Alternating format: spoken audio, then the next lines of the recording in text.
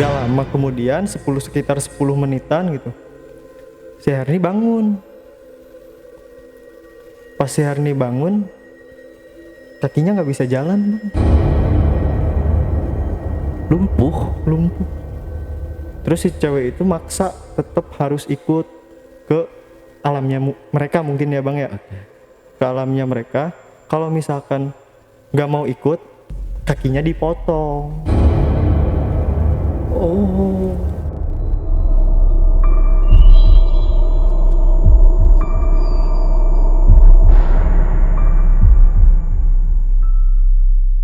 Assalamualaikum warahmatullahi wabarakatuh. Jumpa lagi dengan saya Ale, host Jejak Backpacker. Dalam obrolan misteri Jejak Backpacker kali ini, saya menghadirkan seorang narasumber yang pernah mengalami kejadian mistis beberapa bulan lalu. Tapi sebelum narasumber menceritakan pengalaman mistis yang pernah dialaminya, jangan lupa untuk selalu support channel Jejak Backpacker. Subscribe, like, komen, dan share sebanyak-banyaknya video-video YouTube Jejak Backpacker. Dan buat teman-teman yang punya pengalaman menarik seputar mistis dan horor, kirimkan cerita menarik kalian melalui WhatsApp ke nomor 0852 1234 5683. Bang, apa kabar? Alhamdulillah baik bang. Bang Mustafa Kamal, terima kasih Bang Mustafa sudah hadir di studio Jejak Backpacker. Oke bang. Oke Bang, jadi kali ini Bang Mustafa akan menceritakan pengalaman mistisnya sewaktu main ke air terjun, Iya. Curug ya. Ke Curug kalau Iya. di Bogor bang. Oke, menarik nih Bang, karena di belakang panggung tadi udah dengar ceritanya aja tuh saya udah ini merinding semua bulu kuduk. Oke, Bang, bisa diceritakan sedikit kisi-kisi yang Bang Mustafa alami? Ya sedikit lebih banyaknya. Jadi kita main ke Curug berempat tuh bulan puasa. Oke. Nah kejadian yang tidak diinginkannya itu salah satu dari teman kita itu kesurupan. Kesurupan, dia itu katanya mau dibawa ke alam mereka. Oh, gitu bang. Oke. Disimpan dulu ceritanya Bang. Oke. Tapi sebelum Bang Mustafa Kamal menceritakan pengalaman mistisnya lebih lanjut lagi, saksikan setelah OMG yang satu ini.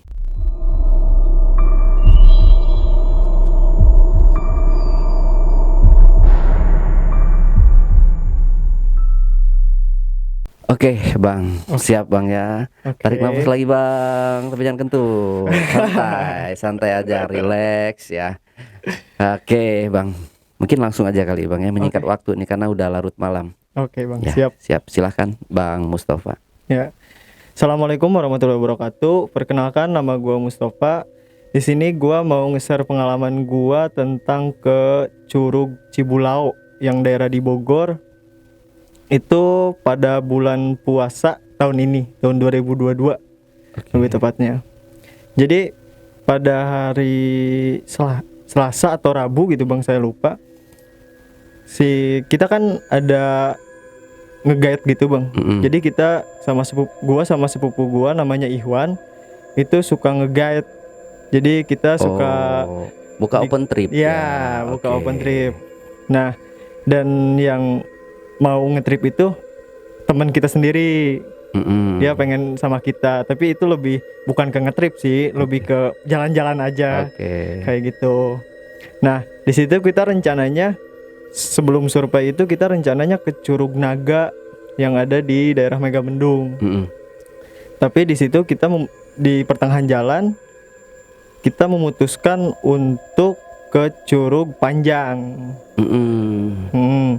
Nah di situ kita berempat tuh, gua, Ikhwan sepupu gua, terus sama si Ibu Nelpi, sama satu lagi Herni. Oh, ceweknya dua. Ceweknya dua. Di posisi bulan puasa itu Bang.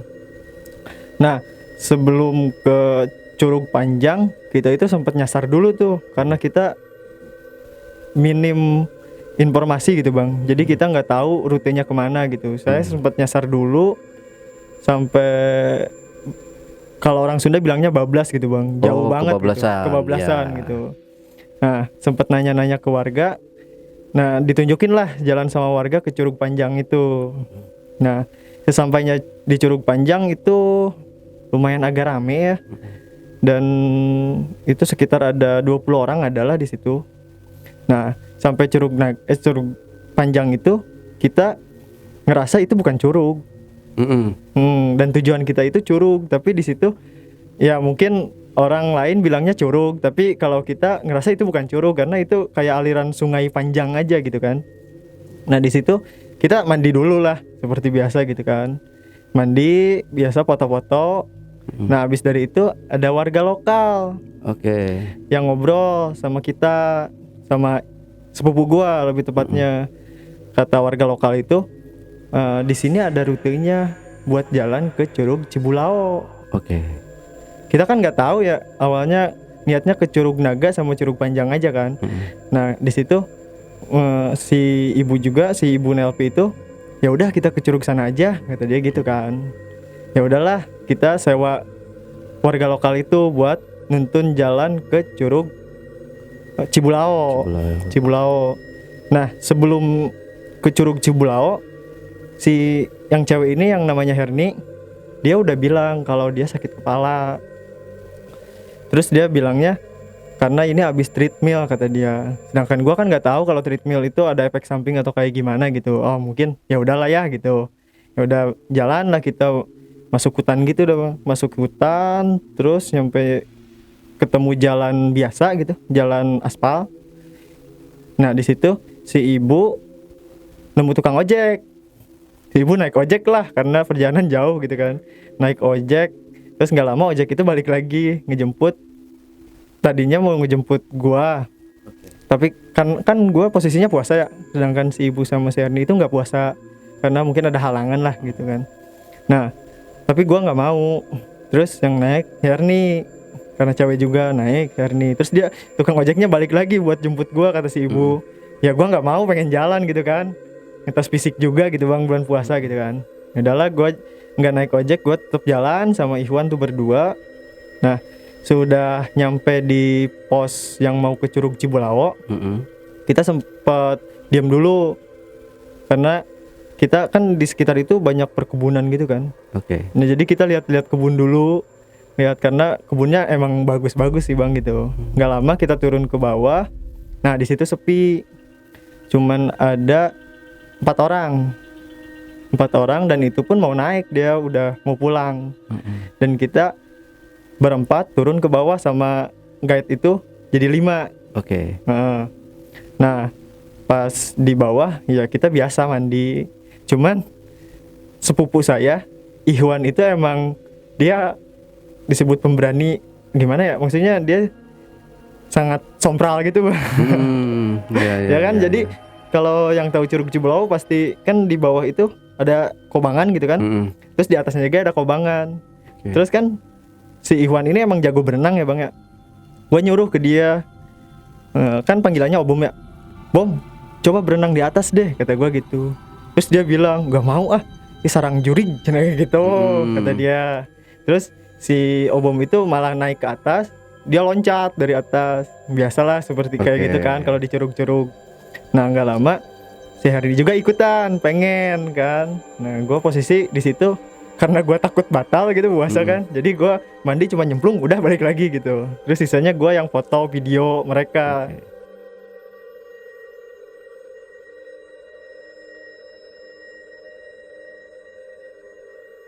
Nah selama mandi itu nggak ada masalah apapun. Cuman nggak lama kemudian itu mendung. Mendung banget, itu udah mendung banget.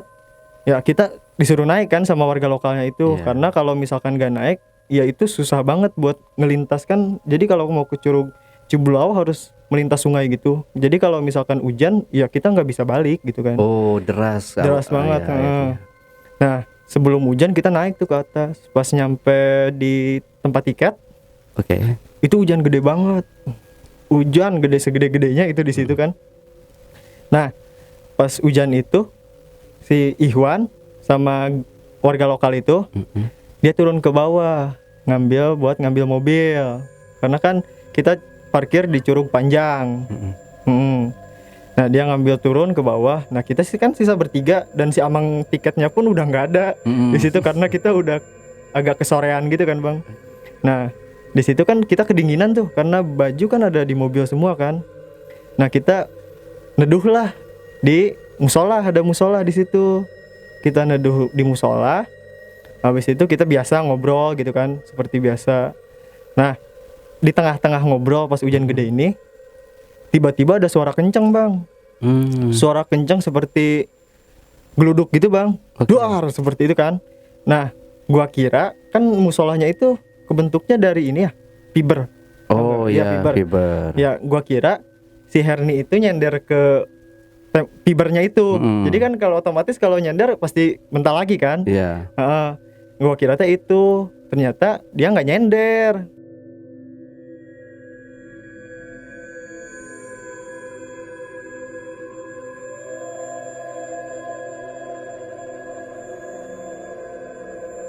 Nggak nyender di situ. Pas gue liatin. Nah nggak lama kemudian reda tuh. Si Herni masih aja ngeluh. Katanya kepala gue sakit. Terus di situ dia udah makan Panadol ketiga kalinya. Sebelumnya dia udah makan dari rumah 2 katanya. Terus di situ makan ketiga kalinya. Udah tuh kita jalan pulang. Nah seudah jalan pulang, nggak tahu kenapa dia duluan. Nah kan si ibu kan umurnya udah cukup juga ya bang gitu ya, di sekitaran umur 40-an 50-an gitu kan. Si ibu kan jalannya agak ya lambat lah bisa dibilang kayak gitu bang. Ya ini duluan nih naik tangga. Udah gue nungguin si ibu kan karena masih di bawah. Gue diam di pertengahan jalan. Nggak lama si Erni balik lagi. Dia tiba-tiba senyum-senyum sendiri. Lah kata gue kenapa tuh orang kan. Ya gue nggak ada feeling apapun kan. Nah nggak lama kita naik tuh bareng sampai di situ kan ada 2 tangga. Yang pernah ke situ pasti tahu ada 2 tangga gitu kan. Nah di tangga kedua dia katanya pengen muntah. Di situ dia ngeluh pengen muntah katanya. Enek gitu bang ya. Terus dia dicoba muntah-muntahin nggak muntah kayak gitu. Terus si ibu bilang, "Mus jangan diliatin mus, biarin aja, biarin dia muntah," kata dia gitu. Terus nggak lama dia balik lagi ke kita, kan dia memisahkan tuh untuk muntah itu kan. Balik lagi, enggak muntah, kata dia gitu kan. Ya udahlah. Terus dia duluan lagi nih. Jalan naik tangga. Terus ada pos kan, di pos di atas itu. Dia duduk di pojokan pos sambil nyender, sambil kakinya dipegang gini kan bang. Nah di situ si ibu ngerasa mungkin anak ini sakit, mungkin kayak gitu. Si ibu duluan lah ke warung buat mesen teh manis karena emang nggak puasa kan. Terus di situ kan cuman gua berdua nih sama si Erni. Terus ayo teh, kata gua teh kan gitu kan, ayo teh kita ke warung soalnya ibu udah mesen teh manis, kata gua gitu. Di situ dia udah ngeluh kakinya sakit katanya. Nah sudah itu kenapa, kata gue kan gitu kan, penasaran ya bang. Ya nggak tahu kata dia. Ya mungkin gue mikirnya masih ke treadmill tadi bang. Udahlah. Terus gue nyaranin ke dia, gimana kalau misalkan gue pegangin, kata gue gitu kan. Boleh kata dia. Gue pegangin pertamanya pelan-pelan. Gue pegangin sambil jalan. Nah tiba-tiba pas jalan itu ada yang narik bang. Kan gue pegang dari kiri ya, tangan kirinya dia. Gue dari tangan kirinya dia. Nah tiba-tiba ada yang narik ke kanan gini bang. Perasaannya ketarik kayak gitu dia? Iya, gue juga ikut ketarik. Guanya juga ikut ketarik gitu kan. Ya kata gue ini kenapa kan, bingung kan. Ya udah gue langsung tarik dia, langsung jalan cepet-cepet kan. Gue paksain nyampe ke warung. Dia tiduran tuh. Terus kata si ibu, ini minum dulu teh manisnya, dia. Nah gak lama dia minum dulu, terus tiduran lagi dia gitu. Nah gak lama gua kira dia mau muntah. Soalnya dia kan dari awal kan, dari yang naik tangga itu kan pengen muntah ya. Gua kira dia memisahkan diri itu untuk muntah gitu kan. Oh ya udahlah, gua nggak ngeliatin dia juga gitu kan. Nah, pas dia berusaha untuk muntah mungkin ya, gak lama ada motor lewat, motor ke atas. Itu anak muda lah gitu kan bang, bisa disebut.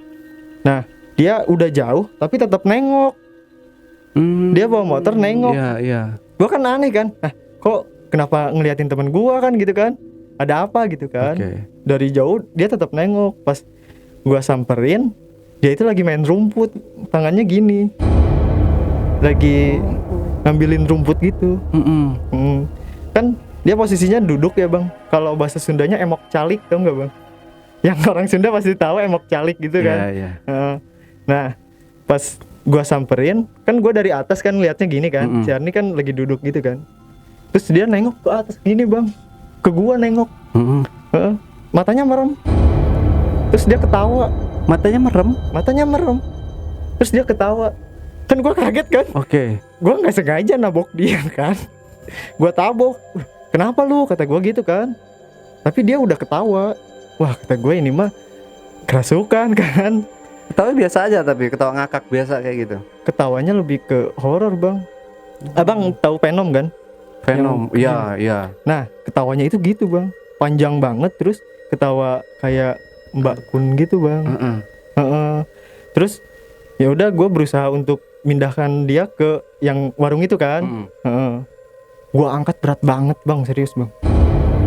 Gue angkat si Herni itu berat sendirian.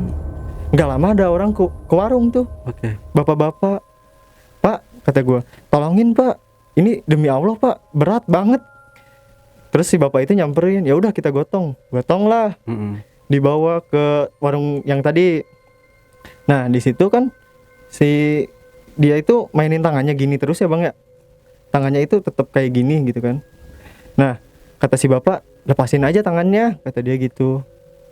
Ya udah gue lepasin kan, tangannya masuk bang, segini bang, masuk ke dalam, ke mulut, segini,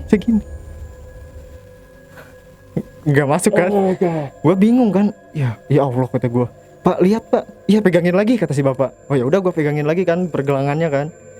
Nah nggak lama gue lepas dari pegangannya. Terus dia gini ke tangan gue, kan kukunya kalau cewek panjang ya. Iya, tajam. Dia iniin gue gini ta, dan itu sakit banget ya kan ke gue. Terus gue pegangin lagi pergelangan tangannya. Terus si bapak itu ngambil air, dibaca-baca, nggak tahu bacaan apaan ya. Terus dikasih ke Herni, tetap nggak mempan. Nah di situ kan dia nggak ada bantal atau apapun kan, dia tidur di ini gue kan, di paha. Oke. Gue coba baca-bacain karena gue juga takut ya bang ya. Di situ malah dia ngetawain gue lagi, si Herni ini. Tapi nggak tahu ya kan, maksudnya dia udah kerasukan kan. Dia ngetawain, mungkin bacaan gue salah atau gimana gitu kan. Dia ngetawain, ya gue bingung kan di situ kan. Gue bingung. Ya nggak lama kemudian si bapak itu tuh, si bapak warung nyamperin kita. Kenapa, kata dia. Ya udah bawa masuk aja. Dia ngeliat si Herni kayak gitu kan. Bawa masuk ke dalam ke rumahnya. Nah di situ ada 2 suara bang dari si Herni itu. Jadi yang satu ketawa, yang satu bilang nggak mau, kata dia gitu. Nggak lama kemudian dia nangis, keluar air matanya. Di situ. Ini dua suara ini bergantian atau bareng kayak? Bareng bang. Gua takut juga sih kan gitu ya, maksudnya takutnya gimana gitu kan. Pas dia nangis itu, wah gua lebih deg-degan kan bang. Wah ini takutnya gimana gitu kan. Nah gak lama kemudian si bapaknya nyuruh anaknya, si bapak bilang ke anaknya, Cik Jang,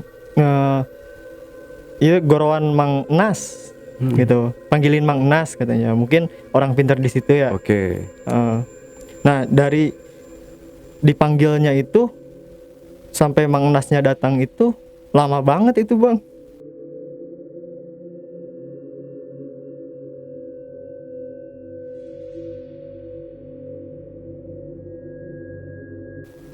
Lama banget, sekitar sejaman loh bang. Iya. Dan si Herni tetap kayak gitu, dia tangannya masih ngegeremet gitu ya. Terus kalau dilepasin ya tetap dia mau makan tangannya itu. Nah nggak lama sejaman lebih Mang Nas datang. Nah dibacain lah sama Mang Nas gitu kan. Nah kayak ya mungkin kalian juga pernah lihat gitu bang ya, kalau misalkan ngeluarin kayak gitu pasti ditarik dari bawah gitu kan. Benar. Dari bawah. Nah ini beda, Mang Nas ini nariknya dari atas, dari sini. Oke. Sampai ke tenggorokan. Nah pas di tenggorokan yang pertama itu nggak keluar. Pas nyampe tenggorokan si Herni ini kayang bang, kayang gini. Berarti Iya. Nah gitu. Dan itu dengan tenaga yang besar kan, soalnya dari awal gue pegangin tangannya kan. Dia langsung gini. Gue kan takut ininya patah atau gimana kan. Iya. Gue tahan ini bawahnya kan. Nah pas kayang itu bang, jadi pas kayang itu dia ngeluarin suara bang. Pas gini dia suaranya itu suara serak-serak. Bilangnya itu iya mah dibawa gitu, dengan suara yang keras banget itu. Oh dia ngomong sendiri kayak gitu. Iya, pas kayak gitu. Tapi ini beda suara lagi. Beda. Oke. Suaranya emang serak banget gitu kan. Oke. Terus si Mang Nasnya ini, yang bisanya ini, dia coba lagi narik lagi dari atas. Terus nggak lama keluar tuh, tidur si Herni. Nah pas keluar gua menggigil. Nggak tahu kenapa ya. Sebelumnya gua nggak menggigil. Cuman gua menggigil di situ, kedinginan banget itu bang. Nah, nggak lama kemudian sekitar 10 menitan gitu, si Herni bangun. Pas si Herni bangun, kakinya nggak bisa jalan bang. Lumpuh. Dia paksain nggak bisa. Si Herninya, gua bantu coba angkat. Ininya apa ya namanya, ngegapui gitu bang gini. Oh, Nggak bisa jalan, nggak bisa diri, ngegantung. Iya, Ngegantung kayak gitu. Terus gue bilangin kan, tadi kan bisa jalan kata gue gitu kan. Ini mah sugesti kata gue. Oke. Ya udah coba angkatin gue lagi. Diangkatin lagi, tetap aja dia nggak bisa jalan. Dia ngerasa pas nginjek kakinya ke bawah gitu, ke lantai, dia ngerasa sakit banget, dari wajahnya kelihatan itu sakit banget gitu. Terus kan posisi dia bajunya basah kan, nggak tahu kenapa. Padahal dia pakai baju yang dibawa gua dari tas gua kan, itu kering, tapi nggak tahu kenapa baju itu basah banget. Tapi dia keringetan enggak? Enggak. Terus digantilah bajunya sama ibunya kan, sama Bu Nelvi itu. Nah pas udah diganti, ya gua nggak enak kan, maksudnya kan kalau misalkan di perkampungan itu kan kalau misalkan buka puasa itu selalu di ruang tengah ya. Nah sedangkan itu kita di ruang tengah posisinya, gua nggak enak kan maksudnya. Terus gua bantu gotong lagi ke balkon yang warung depan itu. Oke. Nah di situ dia tetap aja masih nggak bisa jalan kan. Ini satu kaki atau dua kaki? Dua-duanya? Dua-duanya. Parah juga ya. Kayak gitu. Terus pas abis di balkon, nggak lama tuh azan maghrib. Gua kan nggak fokus ke dia kan, gua buka puasa dulu kan, ngebatalin dulu lah bahasanya kan, ngebatalin. Dia tiba-tiba cengengesan. Gua kaget lagi kan, ini masih ada apa enggak gitu kan, setannya kan. Takutnya masih ada karena dia cengengesan kan. Taunya dia seneng, kakinya bisa lagi jalan. Oh, jadi pas azan maghrib itu. Pas azan maghrib itu dia dengar azan, kakinya normal lagi, biasa lagi. Oke. Kayak gitu. Nah, sudah itu si ibu warung sama si bapak sama warga yang tadi sempat ada gitu kan bang ya, itu ngasih tahu ke kita kalau misalkan kita kan itu udah posisinya udah malam kan bang ya, udah gelap lah gitu kan. Nanti kalau ketemu tiang listrik, awalnya tiang listrik yang agak ke jalan, itu laksonin kata dia. Oh ya. Ya kita ngikutin lah saran dari dia kan, karena dia warga lokal gitu kan. Terus nanti juga ada batu gede banget, emang batu laksonin juga. Nah pas tiang listrik kita laksonin biasa. Pas yang kedua yang batu itu kita nggak tahu kalau itu batu. Oh, nggak lihat. Dari kejauhan itu mobil. Oh. Abang tahu kan kalau misalkan mobil yang pakai rain covernya itu? Nah seperti itu. Jadi mirip ini ya. Bentukannya persis. Oke. Pertama gue bilang ini bukan batu yang kata si ibu warung. Bukan, ini mah mobil. Semua orang yang bertiga itu bilang mobil. Oh iya juga ya, mirip juga kan kata gue gitu. Pas dideketin ya itu batu, bukan mobil. Tapi mirip mobil banget bang, persis. Udah tak, kita terus pulang lewat Cilember. Jadi kita nyasar ke Cilember. Curug Cilember. Kita nyasar ke pulang ke Cilember. Habis itu kita nyari tempat kopi dulu. Gua kan penasaran bang ya, maksudnya teh apa yang dia rasain pas kesurupan itu. Oke. Nah, gua tanyain ke si Herni, ternyata pas waktu dia kesurupan itu ada datang katanya 2 orang, satu cowok, satu cewek. Nah, yang cowok ini ganteng banget kata dia.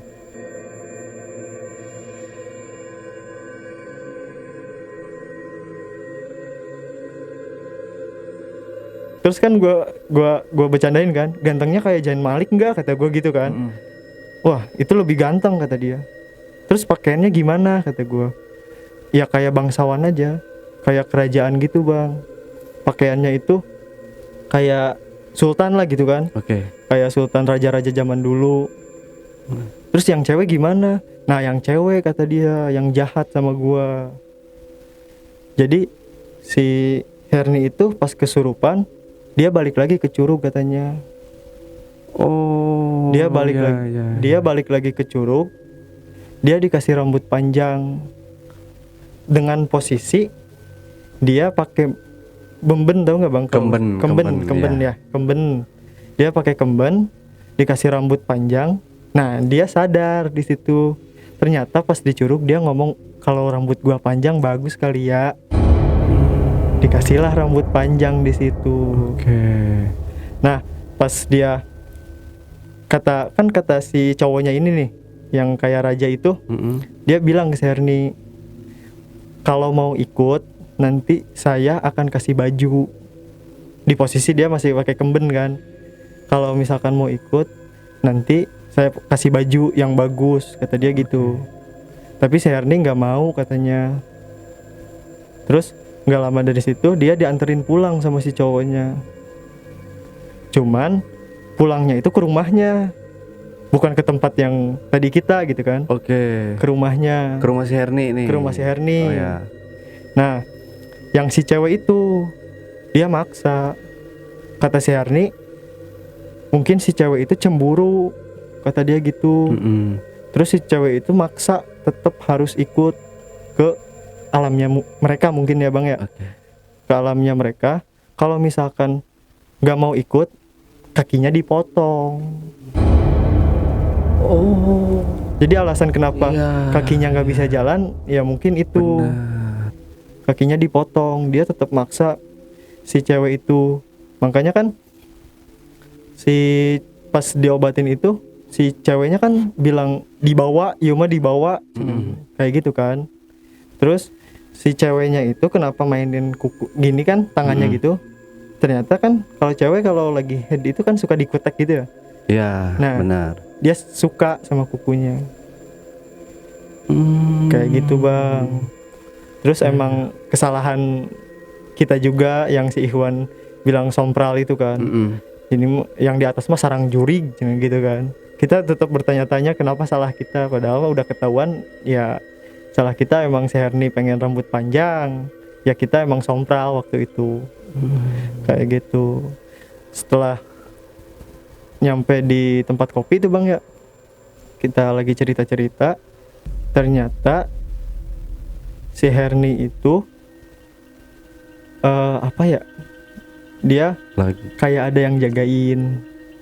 Jadi hodam kayak gitu. iya katanya, kan kita tanyain kan ke orang yang bisa, katanya emang ada yang jagain. Nah di situ sempat bentrok katanya gitu. Tapi Oh, kata si yang ngobatin ya atau siapa nih? oh beda, itu kita temennya Ikhwan. Oh, temennya Ikhwan. Soalnya dia bisa pinter lah orang kayak gitu bang. Oke. Tanda kutip itu. Ya udah nyampe situ kita udah tuh ke UPAS semua dan kita sadar kesalahan kita itu apa gitu bang. Itu aja sih bang waktu di Curug gitu. Oke.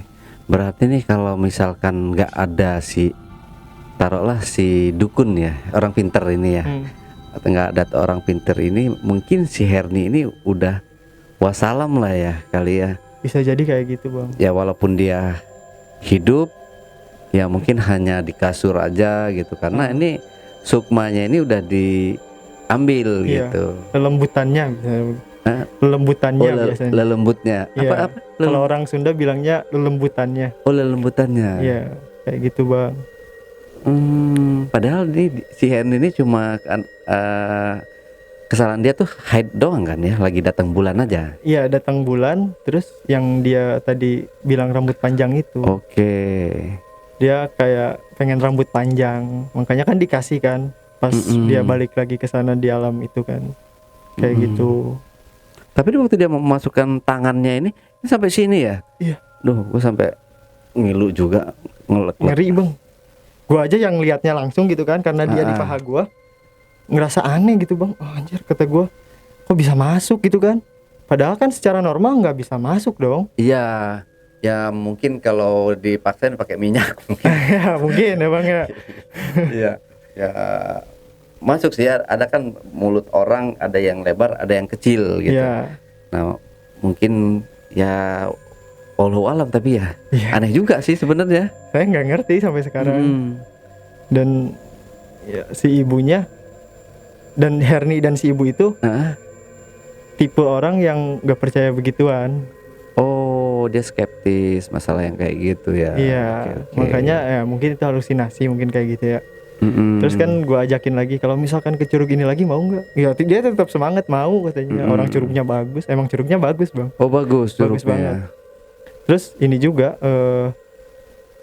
setelah gue pulang, gue nyari informasi tentang Curug itu kan, karena penasaran juga. Ternyata di situ pernah ada yang meninggal. Oh, di Cibulawo itu?